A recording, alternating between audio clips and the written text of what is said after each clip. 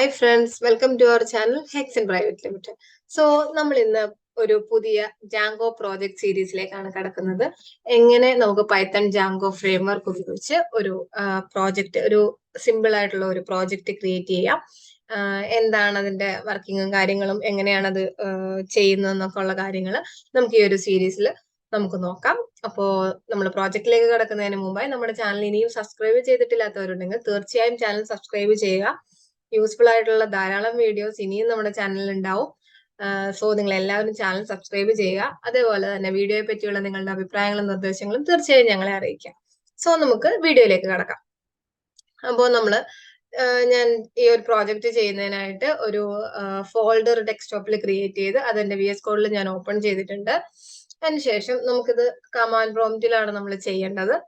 കുറച്ച് കമാൻഡ്സ് ചെയ്യാറുണ്ട്, അത് നമ്മൾ കമാൻഡ് പ്രോംപ്റ്റിലാണ് ചെയ്യുന്നത്. അപ്പൊ ഞാൻ VS കോഡിൽ ന്യൂ ടെർമിനൽ ഓപ്പൺ ചെയ്തു. ഇവിടെ പവർഷെൽ ആണ്, അതൊന്ന് കമാൻഡ് പ്രോംപ്റ്റ് ആക്കുന്നു. അതിനുശേഷം ഇതിനുള്ളിൽ ആദ്യം തന്നെ എനിക്ക് ക്രിയേറ്റ് ചെയ്യേണ്ടത്, നമ്മൾ ആദ്യം ഇത് ക്രിയേറ്റ് ചെയ്യേണ്ടത് വെർച്വൽ എൻവയോൺമെന്റ് എന്ന് പറഞ്ഞിട്ട് ഒരു കൺസെപ്റ്റ് ആണ്. അപ്പൊ അതിലേക്ക് നമ്മൾ പോകുന്നതിന് മുമ്പായിട്ട് എന്താണ് ജാങ്കോ എന്ന് ജസ്റ്റ് ഒന്ന് പറയാം. എല്ലാവർക്കും അറിയുന്നവരുണ്ടാവും, എങ്കിലും ബിഗിനേഴ്സിനായിട്ട് ജസ്റ്റ് ഒന്ന് പറയാം. ജാങ്കോ എന്ന് പറയുന്നത് ഒരു പൈത്തൺ ബേസ് ചെയ്ത് വരുന്ന ഒരു ഫ്രെയിംവർക്ക് ആണ്. ഇത് ഫോളോ ചെയ്യുന്നത് MVT എന്ന് പറഞ്ഞിട്ട് ഒരു ആർക്കിടെക്ചർ ആണ്, മോഡൽ വ്യൂ ടെംപ്ലേറ്റ്. ഇതാണ് ഇതിന്റെ മെയിൻ കൺസെപ്റ്റ്സ്, അല്ലെങ്കിൽ അതിന്റെ മെയിൻ പോർഷൻസ് എന്ന് പറയുന്നത് മോഡൽ, അതേപോലെ തന്നെ വ്യൂ, അതിനുശേഷം ടെംപ്ലേറ്റ് ആണ്. ഇതൊക്കെ എന്താണ് പ്രോജക്റ്റിൽ, ഇതിന്റെ മൂന്നിന്റെയും സ്ഥാനം എന്താണ്, അല്ലെങ്കിൽ ഇതിന്റെ യൂസ് എന്താണ് എന്നൊക്കെ ഉള്ള കാര്യങ്ങൾ നമ്മൾ പ്രോജക്റ്റ് ചെയ്യുന്ന മുറയ്ക്ക് നമ്മൾ പറഞ്ഞ് എക്സ്പ്ലെയിൻ ചെയ്ത് പോകുന്നതാണ്. അപ്പൊ ഇപ്പോ MVT ആർക്കിടെക്ചർ എന്ന് ഓർത്തിരിക്കുക. അപ്പോ ജാങ്കോയുടെ നമുക്ക് കുറെ അധികം ബെനിഫിറ്റ്സ് ഉണ്ട് ജാങ്കോ ഫ്രെയിംവർക്ക് യൂസ് ചെയ്യുന്നതിലൂടെ. പിന്നെ ഏറ്റവും പ്രധാനപ്പെട്ട ബെനിഫിറ്റ് എന്ന് പറയുന്നത്, നമുക്ക് ഇൻബിൽറ്റ് ആയിട്ടുള്ള ഒരു ഡേറ്റാബേസ് പ്രൊവൈഡ് ചെയ്യുന്നുണ്ട്. അതേപോലെ തന്നെ ഒരു അഡ്മിൻ ഡാഷ്ബോർഡ് കിട്ടുന്നുണ്ട്. അതേപോലെ വെബ്സൈറ്റിന് ആവശ്യമായിട്ടുള്ള പ്രധാനപ്പെട്ട പല കാര്യങ്ങളും ജാങ്കോ തന്നെ ചെയ്തു വെച്ചിട്ടുണ്ട്. അതാണ് ജാങ്കോയുടെ ഏറ്റവും വലിയൊരു ബെനിഫിറ്റ് എന്ന് പറയുന്നത്.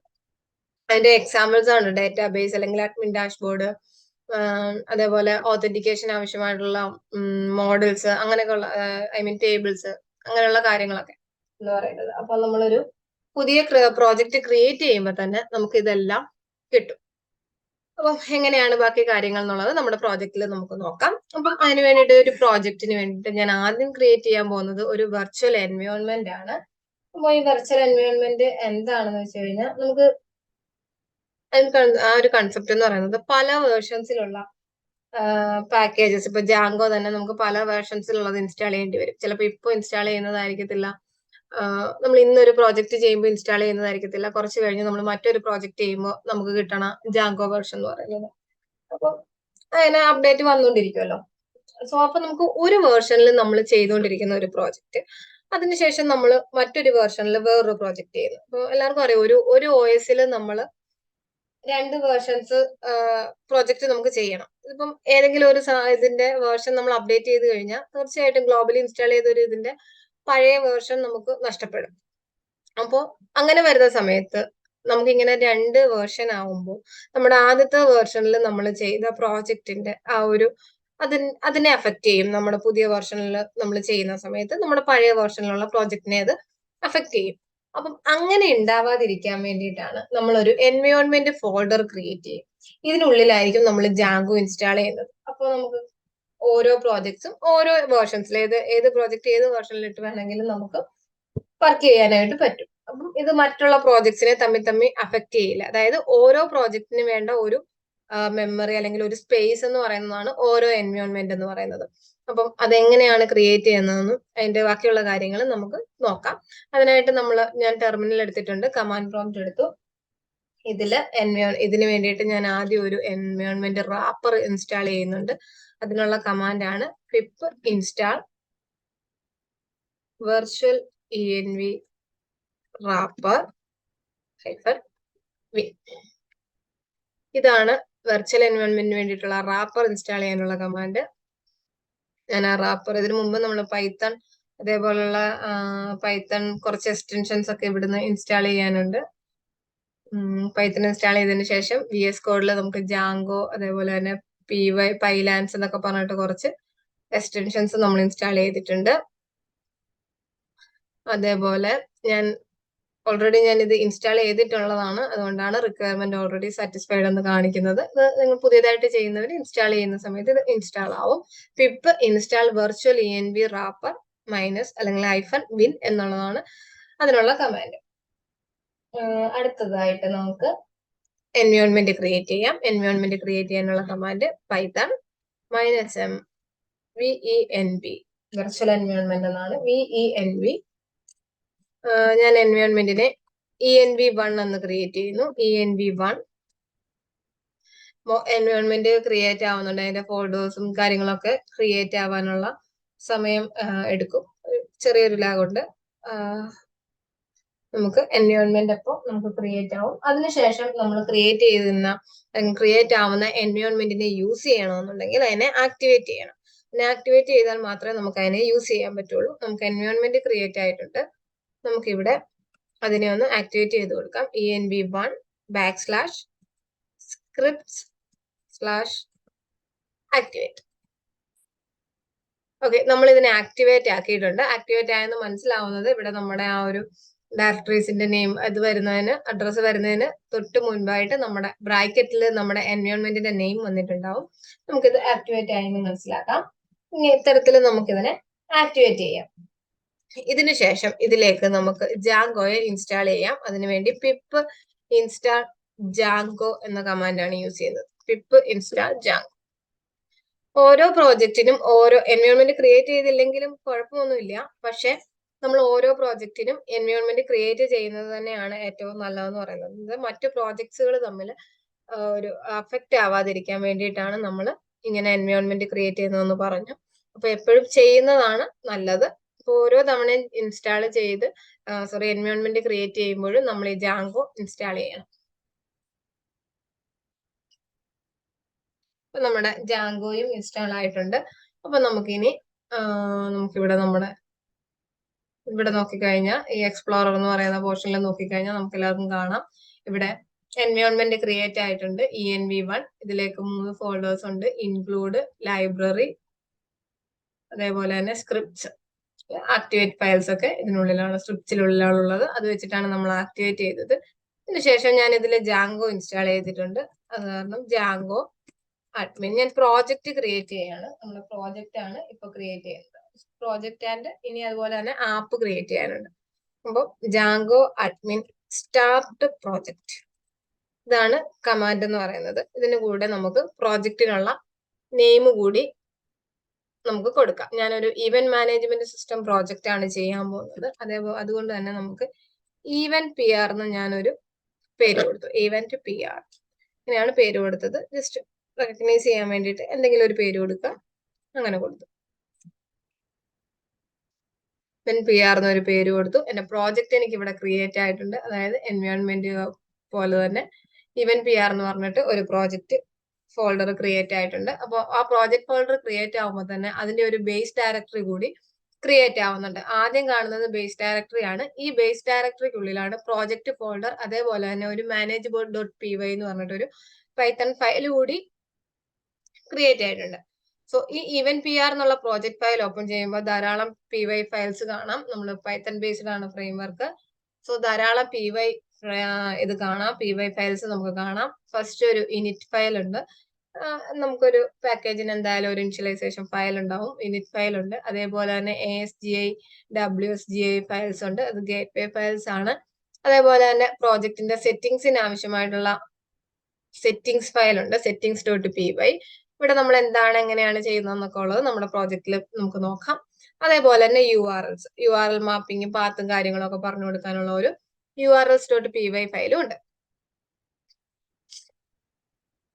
ഓക്കെ, ഇനി നമുക്ക് ഈ പ്രോജക്റ്റ് ഫോൾഡറിനുള്ളിലേക്ക് ഇതിനുള്ളിലേക്ക് കയറാൻ ഡയറക്ടറി ചേഞ്ച് ചെയ്യാം. CD event PR നമ്മുടെ ബേസ് ഡയറക്ടറിക്ക് ഉള്ളിലാണ്. നമ്മൾ ഇതിനുള്ളിലേക്ക് ഈ പ്രോജക്റ്റ് ഫോൾഡറിനുള്ളിലേക്ക് നമ്മൾ കയറി CD event PR എന്ന് ഇതിനുള്ളിലെ ബേസ് ഡയറക്ടറിക്കുള്ളിലെ manage.py ഫയലിന്റെ സപ്പോർട്ടോടുകൂടിയാണ് നമ്മൾ ഇനി ആപ്പ് ക്രിയേറ്റ് ചെയ്യാൻ പോകുന്നത്. അപ്പൊ ഈ പ്രോജക്റ്റ് എന്ന് പറഞ്ഞാൽ ഈ ഒരു എൻ്റെ വെബ്സൈറ്റിനെയാണ് നമ്മൾ പ്രോജക്റ്റ് എന്നതുകൊണ്ട് ഉദ്ദേശിക്കുന്നത്. ഈ ഒരു പ്രോജക്റ്റ് എന്നതുകൊണ്ട് ഉദ്ദേശിക്കുന്നത് നമ്മുടെ എൻ്റെ വെബ്സൈറ്റിനെയാണ്. നെക്സ്റ്റ് നമ്മൾ ഇനി ക്രിയേറ്റ് ചെയ്യാൻ പോകുന്നത് ആപ്പിനെയാണ്. അപ്പം ആപ്പ് എന്നതുകൊണ്ട് ഉദ്ദേശിക്കുന്നത് പ്രോജക്ട്സിന്റെ ഓരോ കമ്പോണൻസിനെയാണ്. ഇങ്ങനെ ഓരോ കമ്പോണൻസ് ഇങ്ങനെ അതിന് വേണ്ടിയിട്ട് ഓരോ കമ്പോണൻസിന് വേണ്ടിയിട്ട് നമുക്ക് ഓരോ പ്രോജക്റ്റ് ചെയ്യാം.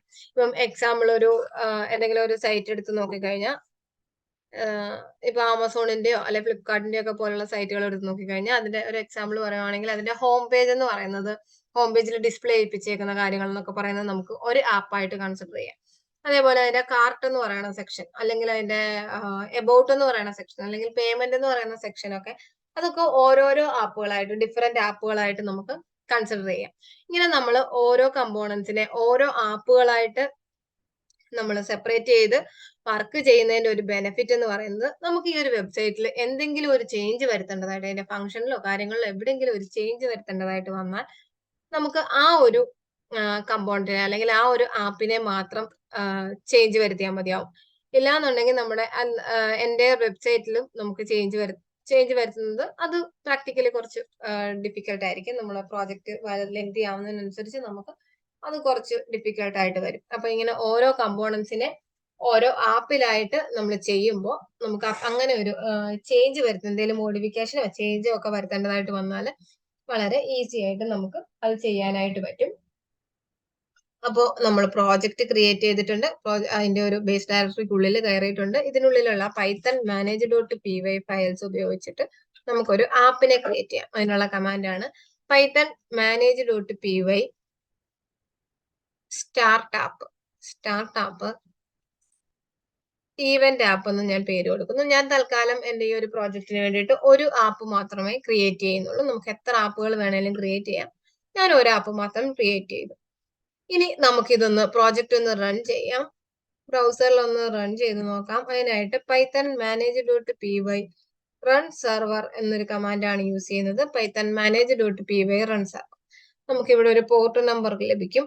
ഇതിൽ നമുക്ക് Ctrl+ക്ലിക്ക് അല്ലെങ്കിൽ ആ ഒരു ലിങ്ക് ഫോളോ ചെയ്ത ബ്രൗസറിൽ നമ്മുടെ പ്രോജക്റ്റ് ഇൻസ്റ്റാൾ ആവും. ഒരു സ്റ്റാൻഡേർഡ് ജാങ്കോയുടെ ഒരു സ്റ്റാൻഡേർഡ് പേജ് നമുക്ക് കിട്ടും.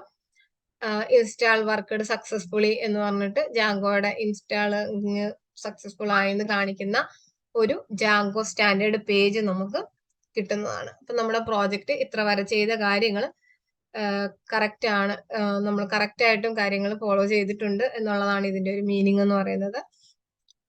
അതിനുശേഷം നമ്മളിവിടെ ആപ്പ് ക്രിയേറ്റ് ചെയ്തു. ആപ്പിനുള്ളിൽ ഈവന്റ് ആപ്പ്, ഇതിനുള്ളിൽ കുറച്ചധികം ഫോൾഡേഴ്സ് ഉണ്ട്, PY ഫയൽസ് ഉണ്ട്. ആദ്യം തന്നെ നമുക്കൊരു മൈഗ്രേഷൻസ് ഫോൾഡർ കാണാം. അതിലൊരു ഇനിറ്റ് ഫയൽ ഉണ്ട്. അതിൽ എന്താണ് വരുന്നത്, എന്തിനാണ് ആ ഫയൽ എന്നുള്ള കാര്യങ്ങളൊക്കെ നമ്മൾ ലേറ്റർ ഡിസ്കസ് ചെയ്യും. അതേപോലെ തന്നെ ഇതിനകത്ത് സാധാരണ പോലെ തന്നെ ഒരു ഇനിറ്റ് ഫയൽ, പിന്നെ ഒരു admin.py നമുക്ക് അഡ്മിനിലേക്കുള്ള കണക്ഷനും കാര്യങ്ങളും കൊടുക്കുന്നതിനാണ്. അതേപോലെ ഒരു apps.py, പിന്നെ ഒരു models.py. ഏറ്റവും ഇമ്പോർട്ടന്റ് ആയിട്ടുള്ള നമ്മൾ ആർക്കിടെക്ചറിൽ പറഞ്ഞ മോഡൽസ്, അതിലെ എമ്മിന്റെ മോഡൽസ് എന്നുള്ള പോർഷൻ ആണിത്, models.py. അതേപോലെ തന്നെ ടെസ്റ്റ്, പിന്നെ വ്യൂസ്. ഇതാണ് രണ്ടാമത് പറഞ്ഞ വ്യൂസ് എന്ന് പറയുന്നത്. MVTയിലെ ആണ്, വ്യൂസ് ആണ്. നമ്മൾ എന്തിനാണെന്നുള്ളത് നമ്മൾ ചെയ്യുന്ന കൂട്ടത്തിൽ നമുക്ക് നോക്കാം. views.py. ഇത്രയും കാര്യങ്ങളാണ് നമുക്ക് ഇതിനകത്തും ആപ്പിനകത്ത് മെയിൻ ആയിട്ടുള്ളത്. ഇതിൽ നമുക്ക് വർക്ക് ചെയ്യാനുള്ളത് എന്ന് പറയുന്നത് views.py, models.py, അതേപോലെ തന്നെ admin.py. ഈ 3 ഫയൽസിലാണ്. 3 ഇമ്പോർട്ടന്റ് ആയിട്ടുള്ള ഫയൽസ് എന്ന് പറയുന്നത്. അപ്പോൾ നമുക്ക് ഇതിനുള്ളിൽ നമുക്ക് മാനുവലി നമ്മൾ പ്രോജക്റ്റിൽ നിങ്ങൾ ശ്രദ്ധിച്ചിട്ടുണ്ടാവും, നമുക്കൊരു urls.py എന്ന് പറഞ്ഞിട്ടൊരു ഫയൽ ഉണ്ടായിരുന്നു. ഈ ഫയലിൽ നമ്മൾ എക്സ്റ്റേണൽ ആയിട്ടുള്ള നമ്മുടെ ആപ്പുകളുടെ കാര്യങ്ങളൊക്കെയാണ്, പാത്തും കാര്യങ്ങളും ഒക്കെയാണ്. ഇതിൽ ഏത് പാത്ത് വേണേലും കൊടുക്കാം. നമ്മളിപ്പോ മെയിൻ ആയിട്ട് കൊടുക്കാൻ പോകുന്നത് നമ്മുടെ ആപ്പുകളൊക്കെ കണക്ട് ചെയ്യുന്നത്, അതിന്റെ URLs ഒക്കെ കണക്ട് ചെയ്യാണ് ചെയ്യുന്നത്. അപ്പൊ നമുക്ക് നമ്മുടെ പ്രോജക്റ്റിന്റെ വ്യൂസും കാര്യങ്ങളൊക്കെ കണക്ട് ചെയ്യുന്നതിനായിട്ട് നമുക്ക് ആപ്പിനുള്ളിൽ ഒരു urls.py ക്രിയേറ്റ് ചെയ്യാം. ഞാൻ അതിനായിട്ട് ആപ്പിൽ ഒരു പുതിയ ഫയൽ ക്രിയേറ്റ് ചെയ്യുന്നു. urls.py എന്ന് പറഞ്ഞിട്ട് ഒരു ഫയൽ ക്രിയേറ്റ് ചെയ്ത് വെച്ചിട്ടുണ്ട്. ഇതിൽ എന്താണ് കൊടുക്കുന്നത് എന്നുള്ളത് നമുക്ക് നോക്കാം. അതിനു മുമ്പായിട്ട് നമുക്ക് ആദ്യം നമ്മുടെ ആപ്പിനെ നമ്മുടെ പ്രോജക്റ്റിലേക്ക് ഒന്ന് കണക്ട് ചെയ്ത് കൊടുക്കാം. ആപ്പിനെ പ്രോജക്റ്റിലേക്ക് കണക്ട് ചെയ്ത് കൊടുക്കാൻ ഞാൻ ആദ്യം പ്രോജക്റ്റിന്റെ urls.py വരുന്നു. അതിനുള്ളിൽ പാത്ത് പറഞ്ഞു കൊടുക്കുന്നു. പാത്ത് നമുക്ക് റൂട്ട് ബ്ലാങ്ക് ആയിട്ട് വെക്കാം. ശേഷം കോമ ഇൻക്ലൂഡ് നമ്മുടെ ആപ്പിന്റെ നെയിം event-app.urls എന്ന് കൊടുക്കുന്നു. ഇവിടെ നമുക്ക് ഇൻക്ലൂഡിന്റെ ഒരു യെല്ലോ ലൈൻ കാണാം. അതിനെ നമ്മൾ ഇമ്പോർട്ട് ചെയ്യാത്തതാണ് പ്രശ്നം. പാത്ത് കോമ ഇൻക്ലൂഡ് എന്ന് കൊടുക്കുന്നു. event-app.urls എന്ന് പറഞ്ഞിട്ട് നമുക്ക് ഇത്തരത്തിൽ നമ്മുടെ ആപ്പിനെ നമ്മുടെ പ്രോജക്റ്റിലേക്ക് നമ്മൾ കണക്ട് ചെയ്ത് കൊടുത്തിട്ടുണ്ട്.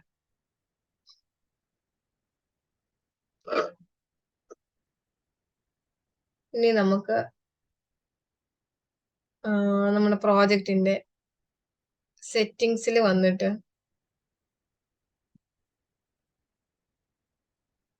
നമ്മുടെ ആപ്പിനെ ഒന്ന് കണക്ട് ചെയ്ത് കൊടുക്കാം. പ്രോജക്റ്റിന്റെ സെറ്റിംഗ്സിൽ നമ്മൾ നോക്കിയാൽ ഒരു 33 ലൈൻ ഒക്കെ വരുന്ന സമയത്ത് ഇൻസ്റ്റാൾഡ് ആപ്സ് എന്ന് പറഞ്ഞിട്ടുള്ള ഒരു പോർഷൻ ഉണ്ട്. അത് പറയുന്നതിന് മുമ്പായിട്ട് ഇതിൽ ഓരോ പോർഷൻസ് നമുക്ക് എന്തൊക്കെയാണെന്ന് നോക്കാം. ഇതിൽ നമുക്ക് പ്രധാനമായിട്ട് നമുക്ക് ചെയ്യാനുള്ള പോർഷൻ എന്ന് പറയുന്നത് ഇൻസ്റ്റാൾഡ് ആപ്സ് എന്ന് പറഞ്ഞ പോർഷൻ ആണ്. ഇതിലെ ആപ്സും കാര്യങ്ങളൊക്കെ കണക്ട് ചെയ്ത് കൊടുക്കുന്നത്. പിന്നെ ഒരു മിഡിൽ വെയർ സെക്ഷൻ ഉണ്ട്. അതേപോലെ തന്നെ ഒരു ടെംപ്ലേറ്റ് സെക്ഷൻ ഉണ്ട്. ഇവിടെ നമുക്ക് കുറച്ച് നമ്മുടെ ടെംപ്ലേറ്റ്സ് എന്ന് പറയുന്നത് നമ്മുടെ യൂസർ ഇന്റർഫേസിനായിട്ട് നമ്മൾ യൂസ് ചെയ്യുന്ന HTML ഫയൽസിനെയാണ് ടെംപ്ലേറ്റ്സ് എന്ന് പറയുന്നത്. ആ ഒരു ടെംപ്ലേറ്റിന്റെ കണക്ഷനും കാര്യങ്ങളും പറഞ്ഞു കൊടുക്കുന്നതാണ് നമ്മൾ ടെംപ്ലേറ്റ്സ് എന്ന് പറഞ്ഞ പോർഷനിൽ.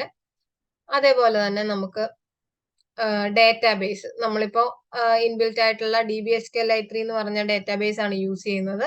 അതിന്റെ നെയിമും കാര്യങ്ങളും ഒക്കെയാണ് ഇവിടെ കൊടുത്തിട്ടുള്ളത്. അതേപോലെ തന്നെ നമുക്ക് എക്സ്റ്റേണൽ ആയിട്ടുള്ള PostgreSQL, MongoDB ഒക്കെ പോലെയുള്ള ഏത് ഡേറ്റാബേസ് വേണമെങ്കിലും SQL ഒക്കെ പോലെയുള്ള ഡേറ്റാബേസ് നമുക്ക് യൂസ് ചെയ്യാം. അപ്പോൾ അങ്ങനെ വരുമ്പോൾ അതിന്റെ ഡീറ്റെയിൽസും കാര്യങ്ങളുമാണ് നമ്മൾ ഈ ഡേറ്റാബേസിനകത്ത് നമ്മൾ കൊടുക്കുന്നത്. Password, validators, language code, time zone, അങ്ങനെയുള്ള കാര്യങ്ങളൊക്കെ ഉണ്ട്. പിന്നെ സ്റ്റാറ്റിക് എന്ന് പറഞ്ഞിട്ടുള്ള നമ്മുടെ സ്റ്റൈലും കാര്യങ്ങളും, അതാണ് സ്റ്റാറ്റിക് എന്നുകൊണ്ട് ഉദ്ദേശിക്കുന്നത്. സ്റ്റൈല്, ഇമേജസ്, അങ്ങനെയുള്ള കാര്യങ്ങളൊക്കെ സ്റ്റാറ്റിക് ഫയൽസ് ഒക്കെ സ്റ്റോർ ചെയ്യേണ്ടതായിട്ട് വരും. അപ്പൊ അതിന്റെ കണക്ഷൻസും കാര്യങ്ങളും പറഞ്ഞു കൊടുക്കുന്നതിനായിട്ടാണ് നമ്മുടെ സ്റ്റാറ്റിക്കിന്റെ ഒരു പോർഷൻ വരുന്നത്. നമുക്കിതിലിപ്പോ ഇൻസ്റ്റാൾഡ് ആപ്സിൽ നമ്മുടെ ആപ്പിനെ, നമ്മളിപ്പോ ക്രിയേറ്റ് ചെയ്ത ആപ്പിനെ ഒന്ന് കണക്ട് ചെയ്ത് കൊടുക്കാം. സിംഗിൾ കോട്ട്സിൽ നമ്മുടെ ആപ്പിന്റെ നെയിം കൊടുക്കുന്നു, ഈവന്റ് ആപ്പ് എന്ന് കൊടുക്കുന്നു. ഇത്രയാണ് നമ്മൾ ഇതിനകത്ത് ആദ്യം ചെയ്തു വെക്കുന്നത്. ശേഷം നമ്മുടെ ആപ്പിലേക്ക് പോകുന്നതിന് മുമ്പായിട്ട് നമ്മുടെ ബേസ് ഡയറക്ടറിക്കുള്ളിൽ നമുക്ക് ഒരു ഫോൾഡർ ക്രിയേറ്റ് ചെയ്യാം. നമ്മൾ നേരത്തെ പറഞ്ഞ യൂസർ ഇന്റർഫേസിനായിട്ടുള്ള ടെംപ്ലേറ്റുകൾ സ്റ്റോർ ചെയ്യുന്നതിനായിട്ടാണ് നമ്മൾ ടെംപ്ലേറ്റ് എന്നൊരു ഫോൾഡർ ഞാൻ ക്രിയേറ്റ് ചെയ്തിട്ടുണ്ട്. ബേസ് ഡയറക്ടറിക്കുള്ളിലാണ് ക്രിയേറ്റ് ചെയ്യുന്നത്. അതേപോലെ തന്നെ സ്റ്റാറ്റിക് എന്നൊരു ഫോൾഡർ കൂടി ക്രിയേറ്റ് ചെയ്യുന്നുണ്ട്. ഈ ടെംപ്ലേറ്റ് എന്ന് പറഞ്ഞ ഫോൾഡറിനുള്ളിൽ നമുക്ക് ആവശ്യമുള്ള HTML ഫയൽസും, അതേപോലെ സ്റ്റാറ്റിക് എന്ന് പറഞ്ഞ ഫോൾഡറിനുള്ളിൽ നമ്മുടെ CSS ഫയൽസ്, ബൂട്ട്സ്ട്രാപ്പിന്റെ ഫയൽസ്, അല്ലെങ്കിൽ ജാവാസ്ക്രിപ്റ്റ് ഫയൽസ്, അതേപോലെ വരുന്ന സ്റ്റൈലും അതിന്റെ ഇമേജസും, അങ്ങനെയുള്ള കാര്യങ്ങളാണ് സ്റ്റാറ്റിക്കിനുള്ളിൽ നമ്മൾ സ്റ്റോർ ചെയ്യാനായിട്ട് പോകുന്നത്. അപ്പൊ ഇത്രയും കാര്യങ്ങളാണ് നമ്മൾ നോക്കിയത്. എൻവയോൺമെന്റ് ക്രിയേറ്റ് ചെയ്തു, പ്രോജക്റ്റ് ക്രിയേറ്റ് ചെയ്യുന്നു, അതേപോലെ തന്നെ ആപ്പ് ക്രിയേറ്റ് ചെയ്തു. ഇതൊക്കെ എന്തിനു വേണ്ടിയിട്ടാണ് ചെയ്യുന്നതെന്ന് നമ്മൾ നോക്കി. അതേപോലെ സ്റ്റാറ്റിക്, ടെംപ്ലേറ്റ് എന്ന് പറഞ്ഞിട്ടുള്ള 2 ഫോൾഡേഴ്സും നമ്മൾ ക്രിയേറ്റ് ചെയ്തിട്ടുണ്ട്. നമുക്ക് ഈ പ്രോജക്റ്റിന്റെ ബാക്കി പോർഷൻസ് നമുക്ക് അടുത്തൊരു വീഡിയോയിൽ നോക്കാം. അടുത്തൊരു വീഡിയോയുമായിട്ട് കാണും വരെ thank you for watching. Thank you.